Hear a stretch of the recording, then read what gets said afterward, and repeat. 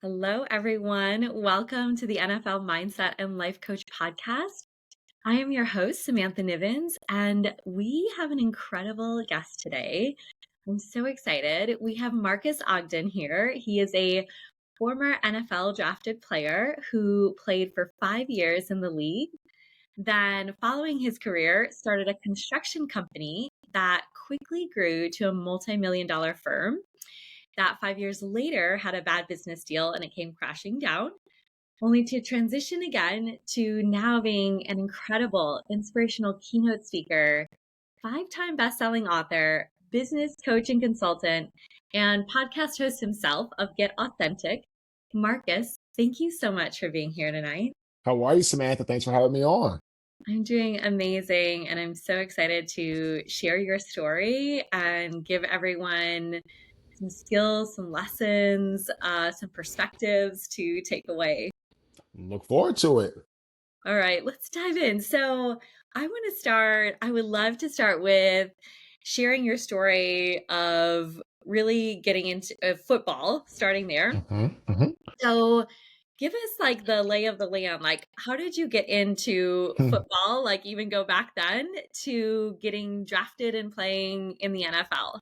So for us, football was something that really we started by our dad. So our father played football at Howard University. He was a Bison. He was a D tackle. So at his heaviest, he was and biggest, he was 6'4", about 450 pounds. He was a nose guard for the Bison. And, we learned a lot about the game from him. Mm. So my older brother Jonathan, who was the Ravens' first draft pick ever, who was awesome in every way as far as playing the game and football and technique and all this stuff. And it's interesting. I just actually signed up a new high school kid football client for coaching. I don't do much of that anymore because of our business. I'm very blessed to be busy and have a lot of things going on, but I still do coach kids on occasion when they refer to me. So I was telling the dad what made my brother so great was the technique he got in from middle school all the way through high school. By the time he got to college in the National Football League, he had been doing it for 6 years on his way to college, a decade on his way to the NFL. It was like second nature. So my brother taught me a lot about the game. And I fell in love with the game when I started to watch him as a young individual, a young person. And so I couldn't play football in like Pop Warner. Like we didn't have any of that. There was like no leagues for big kids, stuff like that. So I actually got into playing football my freshman year of high school. And, I did that my freshman year, sophomore year, junior year. Senior year, I had some good success, to play both ways, O-line, D-line, things were going well. But at the end of the day, I wasn't getting any offers for college. It's not the same as it is today with like social media and Twitter or X and Facebook and all that and Instagram and TikTok. So I struggled to get some notoriety from Bill playing, and also I was classified wrong by my year. So people thought I was a junior when I was really a senior. So it was awesome, and it was just phenomenal when Howard University came to the table with the full scholarship offer. And Howard was just awesome because my dad went there. It was only 15 minutes away from where I lived. And I was very much a daddy's boy. I was like close to my dad. When our parents divorced, our dad raised us, both my brother and myself, by himself. So I was very close to him. And so it was just, everything was awesome. So I went to Howard University on a full scholarship. I redshirted my first year.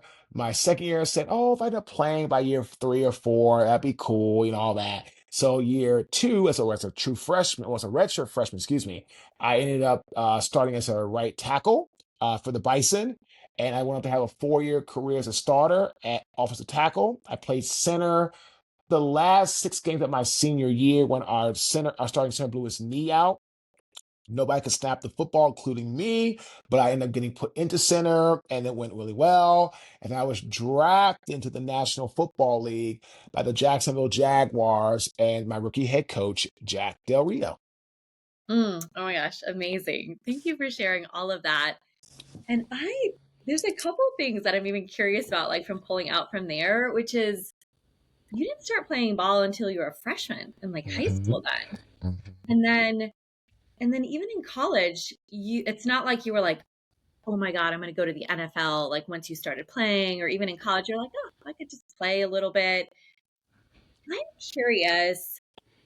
I think that's different than I feel like, nowadays or in general. It's like I feel like most are like, "Oh, they knew, they were 7 years old, they're, primed to go to the NFL, and that's what these young men wanna do."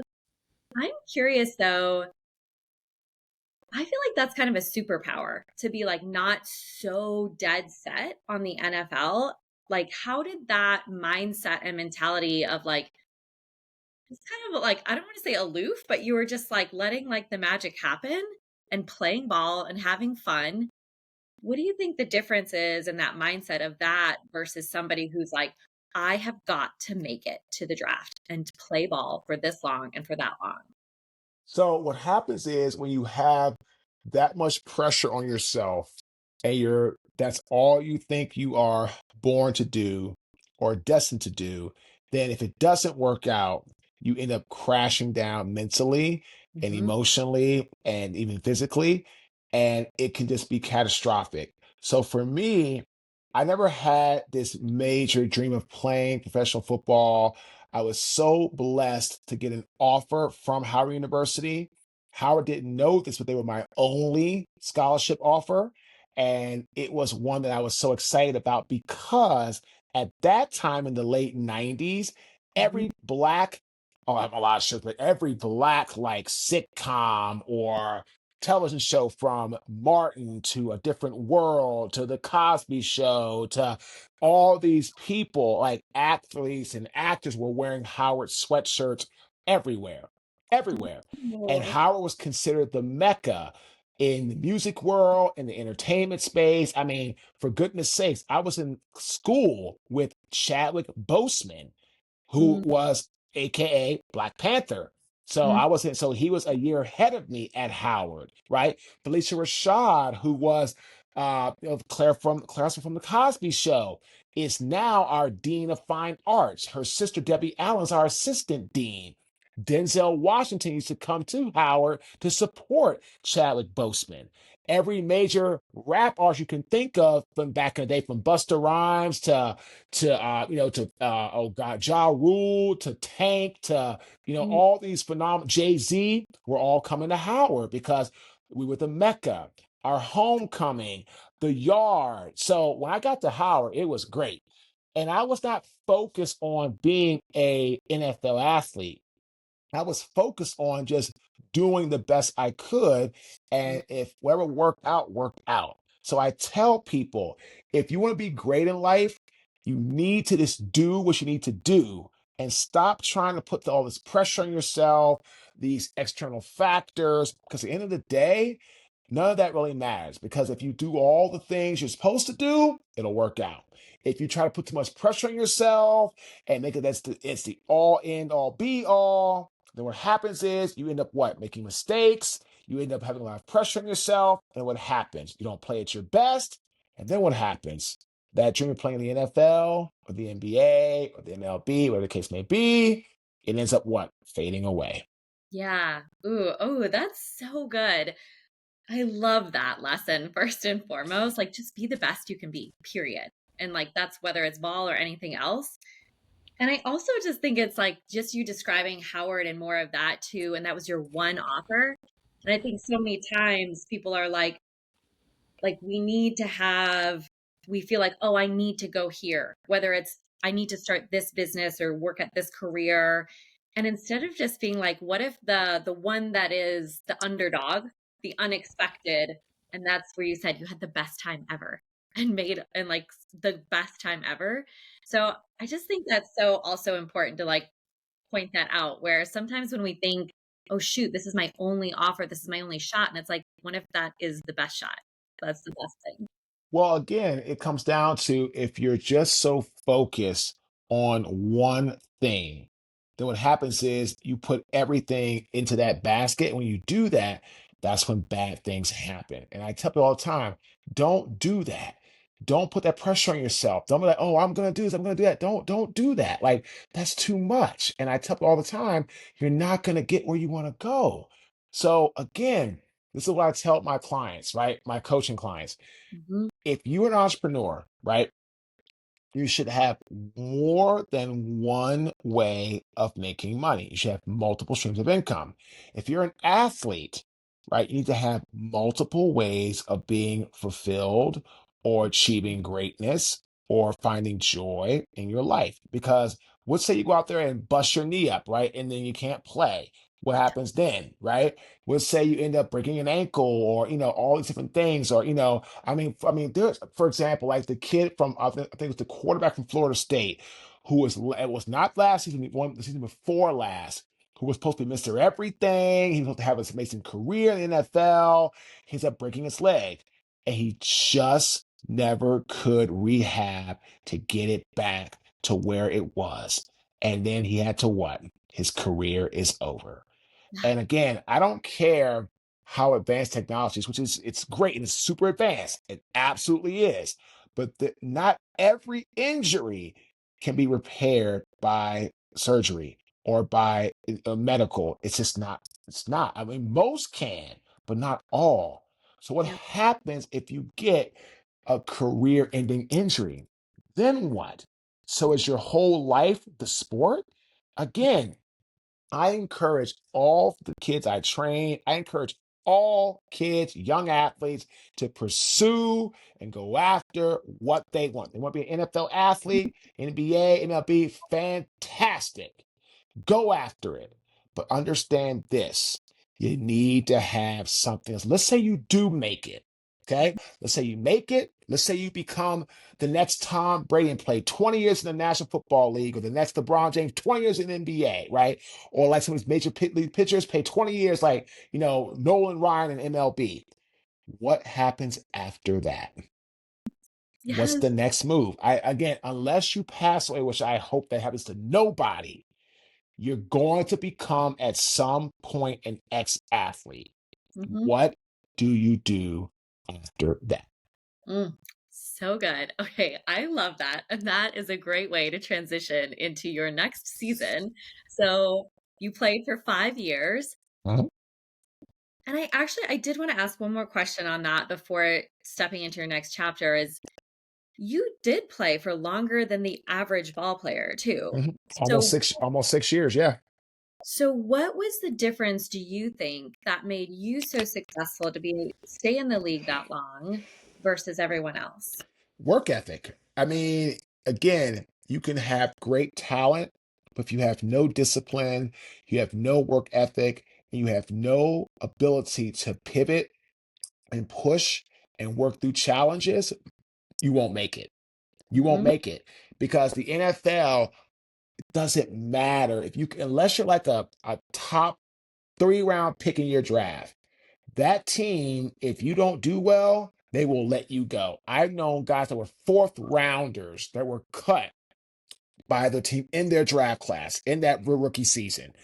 The NFL is a business.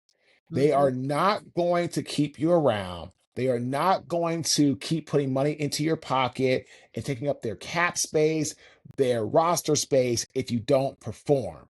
So again, a lot of times, like I tell people, it's a business. It is a business. You're not going to have everything be the way you want to be as a player because it's no longer a game. Yes, to the fans, it's a game, and they buy the jerseys and they talk their junk and all that.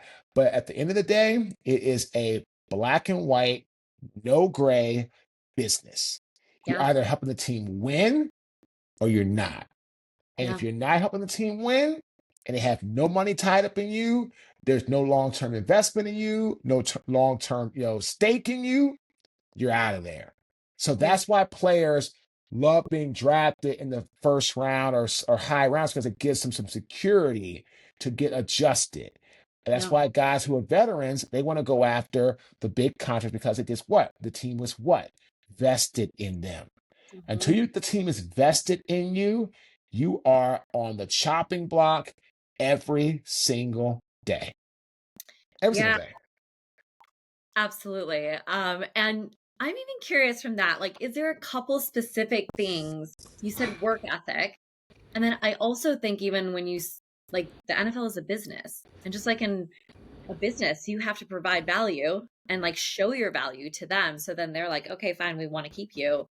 Is there maybe a couple things that you can point out? Like, was it staying later? Was it you were studying the playbooks more? Were you physically like, what are some of those actual work ethic things that you think put you ahead of the game that had you stay in the game? I was always 100% workout attendance with every team I played on. I didn't do workouts outside the facility. And here's the thing, they paid you for workouts. You would get $100 per workout. So you would get a check for like 400 or 500 bucks at the end of the week on top of your regular pay. And Mhm. they trained and you did the lifting with the team and the running with the team. And you got to work on your technique and watch film and all this other stuff. I would always come early to the facility. I would always stay late to at the facility. These are the things like in life, right? Like Jack Dorio used to tell us, you have to be your own CEO. Jack said, I can't tell you to get here early or stay late. I can tell you what time to be here, what time you can go home. But if you want to come early or stay late, go in the community, do all those things, I can't tell you that. I can't tell you that. So this is where the work ethic, the Mhm. dedication, the discipline, those key things made me who I was as an athlete. And I was able to stay in the league a lot longer than most people were. I was able to get vested. I have a 401k. I get pension when I turn 55, and those things I worked for. And I put in a ton of effort. I put in a ton of discipline. That's why I tell these young players today, if you think you can just show up and that's all it takes, that's not going to get it done. If you think you can like just get ahead by doing, just what is required of you, it's not going to get it done. Yeah. These are the things you have to look at. And that's the same thing in life. You want to build a business, you can't just work from 9 to 5. I mean, I worked at morning from 7:30 was my first call this morning doing this podcast. Then I have a break. I'll make myself a little dinner. I have a coaching call at 8:30 to 9. Then at 9 o'clock, call my girlfriend, help her with something she's got going on for her stuff with her brand and her job, doing a role play call. Go to bed 10, wake up tomorrow, boom. I was supposed to be on a podcast tonight from another one tonight, but he canceled. But that's what it takes. Mhm. Because if you want to, and I tell people this all the time, in business, if you want to get ahead, you have to market. If Mhm. people don't know you exist, they can never buy your product. Yeah. Oh, so good. Okay, I love all of those lessons. That's be your own CEO. That one, you guys, that's a takeaway right there. Okay, so take us from so you're leaving the NFL. What happens after that? How do you transition? So, so for about 6 months, I struggled immensely with addiction, gambling, nightlife, partying, women. I had no foundation. Finally, after about 6 months, I started Caden Premier Enterprises, which became it was a construction company, minority owned by myself and my business partner. I was the majority owner, and we started out as a small concrete contractor.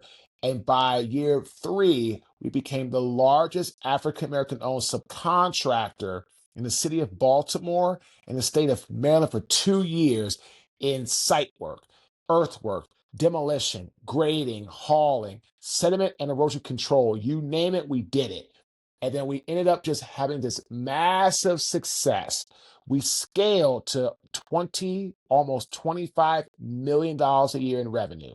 But unfortunately, as the company grew, so did my ego, what I call the personality ethics, things like rage, wrath, lust, envy, anger, jealousy, just ego just got so massive, so big. I ended up losing everything that I own in 2013.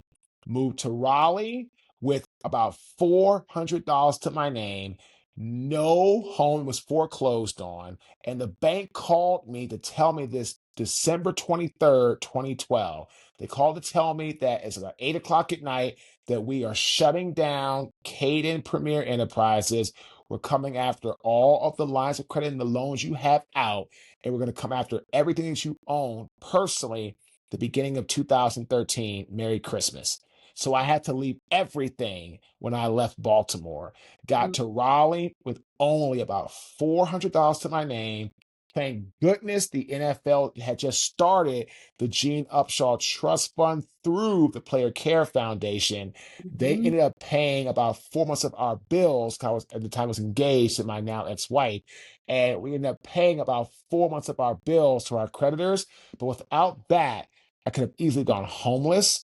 I was working and I got fired from 2 jobs in the same week. And then I ended up taking a job as a custodian. And that was my rock bottom moment where I had my spoiled milk moment with somebody's trash, rotten meat, nasty protruding garbage got all over me. But I tell everybody, without that rock bottom moment, mm, who I am today as a speaker, coach, consultant, author, brand ambassador, business owner, podcast host, multiple podcast hosts, wouldn't be. Wouldn't mm, be. And so, like I tell everybody, one of my favorite quotes is from J.K. Rowling, who wrote the Harry Potter series. She mhm, wrote that in her car and in Starbucks, but she was homeless. And everybody tried to talk her out of it and said she was nuts, that was not going to work. It was really, really bad. And you know what? She is the only billionaire author in the world today because she didn't listen to the naysayers. And her quote is what got me going to where I'm at today. Rock mm. bottom is the moment that I rebuilt my life. Oof, there's so much to unpack here. So I want to even start with when that 6 months, that transition from the NFL, because I could see that being so common. I mean, you're at the top of your success and you're playing for 5 years, making a lot of money, to then coming out of the league and to find like real life and getting entrepreneurship or a job. How did you get out of that 6 months before you even founded the construction company? How So did, basic so basically I told myself that if I got a tattoo on my right bicep, a massive tattoo. And the tattoo parlor was probably about an hour, each way. So about a 2 hour round trip driving. From my house to there was an hour, tattoo, then come back home was another hour. It got to the point where literally I woke up like at like, I don't know, probably like 3 o'clock in the afternoon, 3 o'clock in the morning. And I don't remember driving to get the tattoo. I don't remember getting the tattoo. I don't remember coming back home after the tattoo. I don't remember passing out on the couch. I remember nothing. Like the fact I drove there, got a tattoo, drove back, didn't get pulled over, didn't get arrested for a DWI is a godsend. No doubt about it. And that's when I woke up and said, wow, that's an awesome tattoo, but I don't remember it. So I mm, said, if I'm going to get myself in a better position in life, I have got to turn this around. I have got to get rid of the excessive drinking. I've got to get rid of the excessive gambling. I've got to get rid of the excessive nightlife. I've got to get rid of the excessive women and all these other things I was not doing really good in that regard. Right. mm, And then that's when I said, okay, it's got to change because if I die right now, I'm going to end up destroying my father's legacy. And I said, mm, that mm, is not going to happen. So that was when I said, enough's enough. It's mhm, time to change. mm. So good. Okay. And then, so you started this incredible company Mhm. and major success in that, and then it fails. You mentioned the ego. That was a huge piece of that. I'm curious, what are some of the like other lessons that you can like share that you take away from that, that you're like, okay, don't do this, you guys, when you to not let the ego get ahead of you or anything else when you're like, you would do this different now that you've learned and gotten through that. So basically, what I tell people is the following is that the moment I realized that my ego was taking over, had took over, was literally wasn't after I lost my company, wasn't when I moved to Raleigh, wasn't when I was fired from 2 jobs. It was when I was on that curb crying after realizing that I had lost my company and it wasn't coming back, that I had no money and nobody was going to come and save me. And I was fired from two jobs and I was disgraced. And I would say good morning to people as a janitor, like early mornings, like, 4 or 5:30 in the morning, people coming out to leave and whatever. People would like not talk to me or tell me they don't speak to me or they don't talk to janitors, they don't talk to custodians or whatever the case may be. And that's when I was like, okay, Marcus, you are here because your ego put you here. And you Mm. have two choices, right? That rock bottom moment said there's two choices. You either go up, get off this curb, and realize nobody's coming to save you. You gotta get this done on your own. Or sit on the curb, wait for that knight on a white horse to come and save you. Wait for that limo to come and pick you up off the curb. Wait for that new car to show up and say, Marcus, we feel so bad for you. You lost everything. You have no money. Let me hand you this amazing car. Let me hand you this amazing house. Let me hand you this amazing life. And I was like, well, that's not going to happen. And so that's when I said, enough's enough. And it's time to get it fixed. So in reality, the rock bottom moment made me realize that the ego was the main cause of my demise. And that's when I said, it's time to get that squared away. Mm.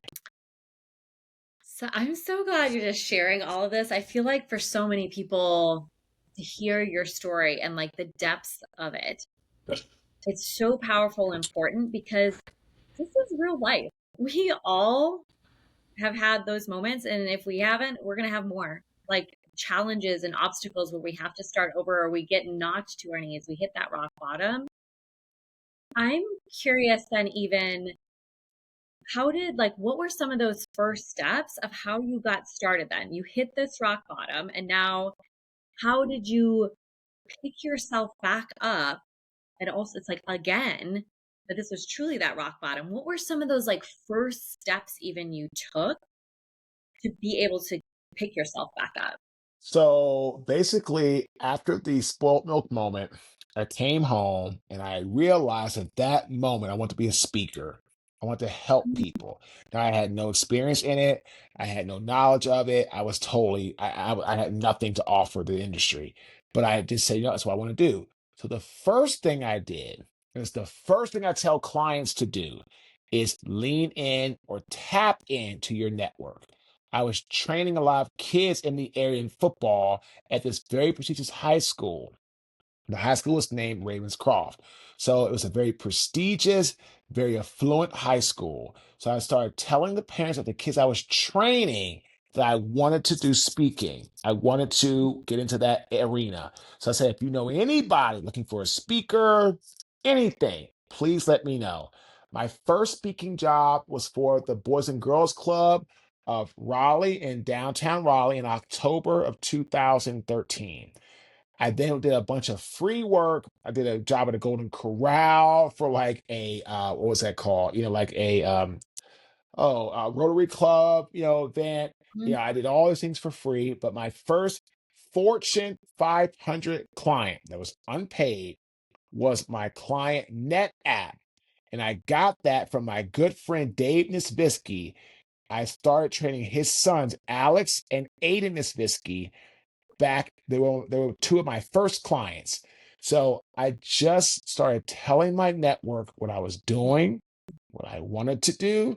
And ladies and gentlemen, great quote by Rutherford B. Hayes, the 19th president of the United States. Every expert was once a beginner. Mm. And that's how I started at the bottom. Everything free, everything unpaid. I was stammering, I was stuttering, I didn't know what I was doing, no value. And I just kept getting after it. I wrote my book, Sleepless Nights, in 2015, got my first paid speaking job in April 2016. Then in 2018, I met Mel Robbins. I went to a coaching program. I learned the business.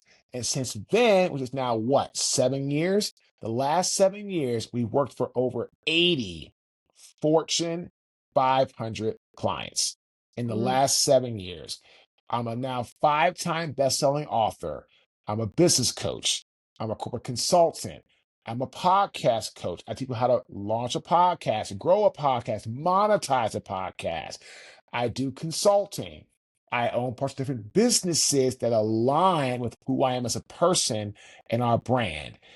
mm, And I am really good at helping people to grow their business, their footprint, their influence through podcast sponsorships, brand ambassador packages, speaking, coaching, consulting, you name it. But again, like I tell people, I'm also the guy that was what, 12 years ago, or 2025? Yeah, 12 years ago was bankrupt, was broke, was literally about to be homeless, mm, didn't have any credit cards, didn't have any money, nothing, nothing. And I mm, started over from the bottom when I got to Raleigh, didn't know a soul, didn't know anybody. I had to start over from the bottom. mm.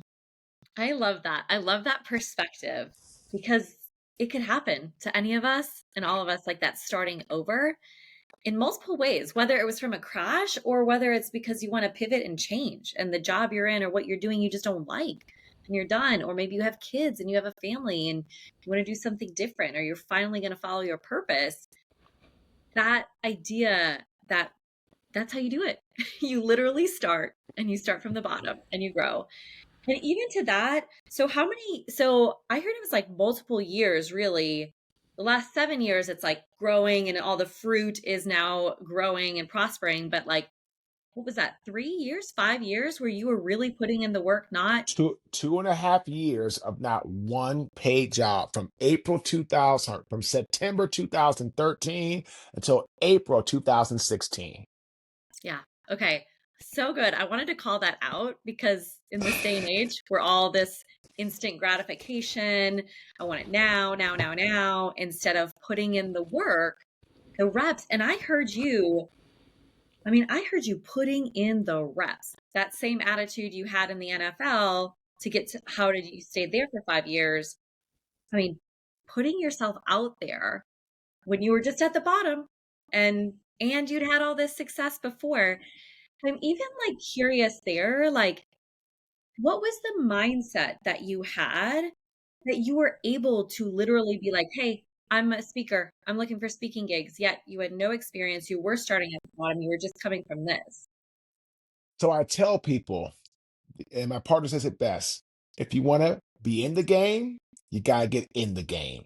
And Mm, you can't do it from the sideline. I tell people all the time, you can't win the championship belt of your own life watching at ringside.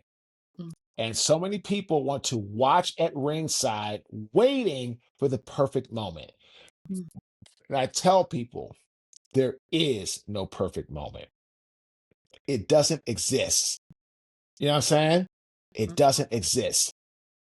So again, at the end of the day, like I tell people all the time, if you are going to do this, you have to really be in the game.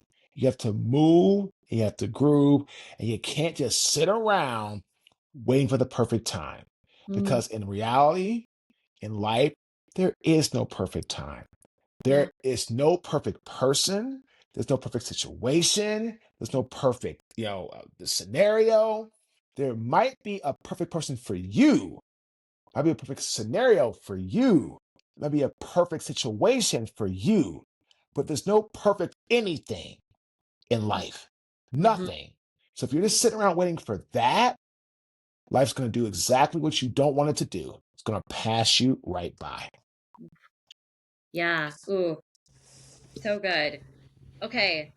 And I also wanted to call out there, like, just really like within that, you were in the arena then. It reminds me is there's the quote, I'm not thinking of the president, Roosevelt, I think, but like you've got to be in the arena. Mel Robbins, I think, even talks about that.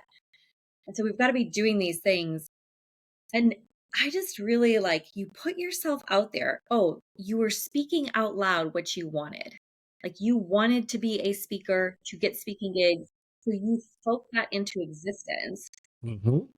Curious even there then, going back to like when you even said first and foremost you wanted to be a speaker. Like It sounds like it's kind of like you just knew. You're like, "I just knew," but was there anything that like, how did you even land on that? I think that would be good to share if there's anything that allowed you to, like, land on that, and then the vision that you had that would, like, compel you to do those things. Because I think a lot of times people are like, yeah, in the transitions of life, and they wanna transition to something else, maybe they don't know what, or they kind of do. How do you help somebody, or what's that allowed you to be like, "I wanna be a speaker," and then you went for it? Like, what's yeah. So I always knew I had a gift of speaking just in general. And I wanted to help people succeed in life and thrive in life where I failed because of ego and bravado. And most speakers I had listened to had some sort of failure story, some sort of hardship. And I said, this is my opportunity to Mm, get my life back by pouring into others to help them get their life either back or on track or continue to do what they're doing if it's going well in that regard. So, mhm, speaking was the natural progression because it made me realize that this is where I belong to share my story, to help others that are struggling or have fear or have doubts or have anxiety, to get them to move past feeling this way. And that was where the desire, that's where the fire came from to speak. And that's what I did. And I tell everybody, if you're starting something new, if it comes easy to you, you probably shouldn't do it. Because at the end of the day, you want to go after something that's going to be hard, it's going to challenge you and push you mm, past your comfort zone. And that's exactly what speaking did to me. Because I didn't know anybody, I didn't know what the hell I was doing. I didn't know how to put on a talk. I didn't know how to tie in themes. I didn't know how to ask people what was their need, or what were they looking to have me cover, or what was the theme of their event. Nothing. What's mm, their lingo? Who's in the audience? Who's listening? None of that. I was like, oh, I just want to speak about football. I also want to speak about my life. And so it took me some time to figure that out. So when clients hire me, I'm like, look, you're going to get a paid job so much faster than I did if you're a speaker. You're going to get a paid client much faster than I did if you're a coach. You're going to get a paid client much faster if I did if you are a consultant. You're going to get a paid sponsor much faster than I did if you have a podcast. So that's where it is. So speaking was always something that came natural to me in that regard. mm. Okay, I love that because what I just heard there was actually, like, 2 sides that were, like, speaking was a gift that you recognized in that, and, like, really in that moment, it, like, dropped into you, like, speaking. Like, that you knew that, and that was always an underlying gift of yours. So for anybody out there, it's like, hey, we all have multiple gifts too. Like, you had football, like playing football was a gift too, to be talented enough to do that. You're also a gifted speaker and a gifted business and entrepreneur. So there's multiple gifts that we all have. So you were gifted, yet it was still a challenge. And I think those 2 things, like, that is what really I'm hearing is, like, those 2 things, when you pair that together, that's the fire, that's the magic that lasts, like, here you are so many years later. And it also honestly reminds me of ultra marathons. So I retired last year, but I ran ultra marathons for over 10 years. And so an ultra is anything over a full marathon. So I've run 30 miles, 40, 50, 100-mile races. And most people think that's crazy. And I was like, when I first read a book, Born to Run, and from that book, I was like, oh my God, I want to do this. This sounds like I love a good little, like, crazy and challenge. And it felt so far out that I was so compelled to be like, oh my God, I want to sink my teeth into this and learn the skill of nutrition and running and training for one of these races. And I did it for 10 years and I was really successful at it. But just that idea of, like, something challenging, don't back away from it. Like, when you find that thing that you're gifted at, yet is a challenge and a stretch, that's it. Like, go for that. Mhm. Because if it's not going to challenge you, then it's not going to push you to another level. Mm, So if it just comes, your gift should come easy to you, but in the beginning, you should have to work through some sort of challenge and or hardship to turn that to the next level. So again, it's such a big factor going forward. I tell people all the time, you must push out of your comfort zone. 'Cause if you don't, you're going to always say, well, what if? Or what if I did this? What if I did that? And that's where things are going to like, it never's going to work out that way. yeah. So good. Okay, so now you've been doing this, thriving in this. So I'm curious, just in general, what if we haven't like totally dug into or covered it, what would you tell someone who's going through a transition, a change in their life, a new season, new chapter? What what are some of the lessons or tools that you would give them and tell them to be able to navigate that? Mindset, skill set, tool set. We have the inner game community that we launched, and we talk about your mindset has to be one of razor sharpness and not let anything bother you. Skill set, whatever you do well or your gift, learn to lean into that. Then tool set, get the help that you need to position yourself better or scale, make more of an impact. So mindset, skill set, tool set. When you have those three things and you have them locked and ready to go, that's when greatness happens in your life, personally and professionally. So, again, if you Mhm. start something new, you're trying to lean in, get the right mindset, lean into your skill set, and get the right tool set or tool sets around you to be the greatest. Mm. Okay, so good. And I'm sure that could even be layers of that. And we'll share at the end too, for sure, where to find exactly that.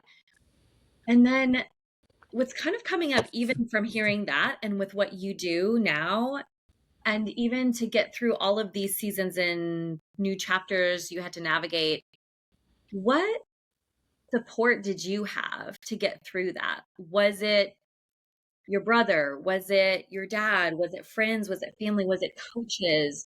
What did that look like to be able to successfully navigate all of that?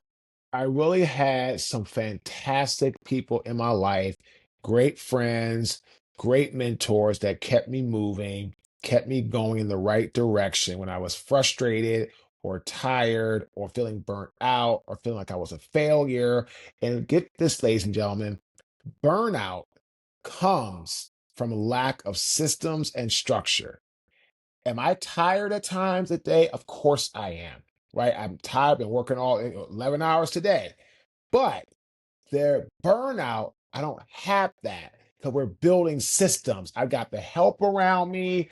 I've got the right people around me. Am I busy? Yes, but I'm busy doing high revenue generating activities. Going on podcasts, I consider that a high revenue generating activity. Why? It's a form of marketing. But again, when it comes to like booking people onto my podcast or scheduling, Abby does that when it comes to podcast descriptions and titles and all that, or confirmation emails or thank you emails. Danica does that. Social media posting, I'll do it, but Danica creates it. Stuff as far as content for, funnels or videos, right? My partner Victor does it. Will I shoot the videos? Yes. Will I follow my instructions? Of course. And that's a high revenue trading activity, me doing the videos because the VSL needs to be where in the funnel.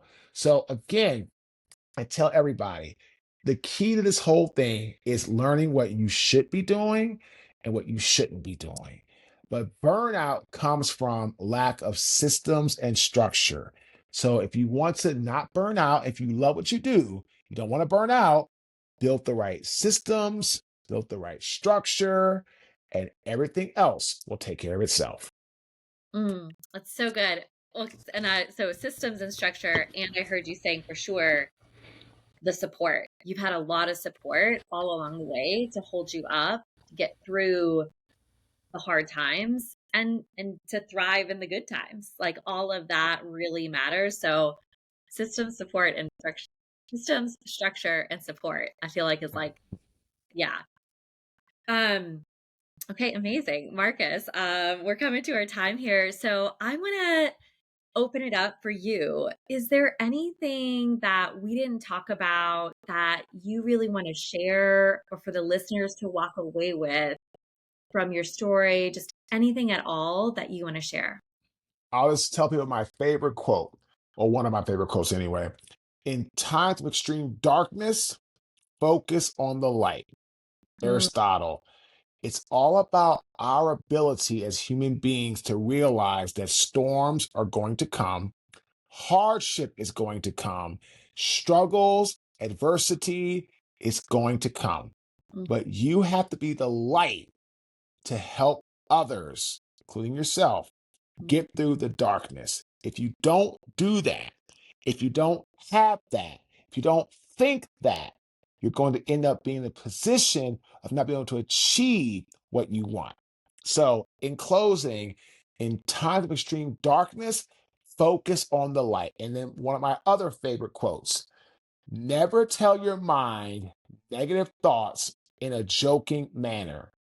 Your mm. body cannot dissimulate the difference.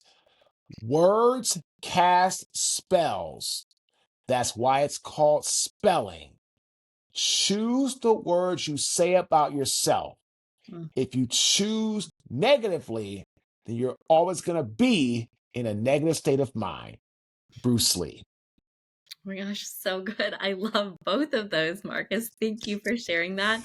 And honestly, one of the notes that I made just listening to some things and before we got to do this interview, and I was so just I love that through all the dark moments and the dark times, you found the light. You are such an example of that and what's possible. So I think that's beautiful in closing to end with that. And I think it's just so good to share because it's right. It's true. We all are going to go through these dark, challenging times. And it's like you have to expect them instead of being like, oh my God, oh, whoa. And instead it's like, oh, okay, where's the light? Where's the light? Just that reminder is so powerful. So thank you A- for that. Amen. Oh, amen. Okay, Marcus, where can everyone find, follow you, share all the places, all the things? So the best place to find me is going to be our website, www.marcus, Marques, Ogden, Ogden.com, or our app, Marcus Ogden app. If you go to your app store on your Apple phone or your Android phone, or just shoot me an email, Marcus@marcusogden.com. Amazing. Thank you, Marcus, so much for sharing and being here. Thank you so much for having me. It was great, Samantha. Thank you.